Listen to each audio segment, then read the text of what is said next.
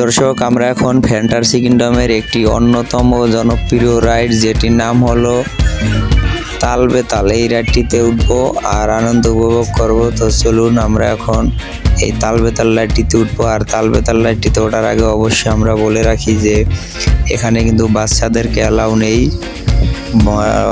8 বছরের নিচে যে ছোট বাচ্চাগুলো থাকবে তাদেরকে এই তাল বেতাল রাইডে উঠতে দেওয়া হবে না।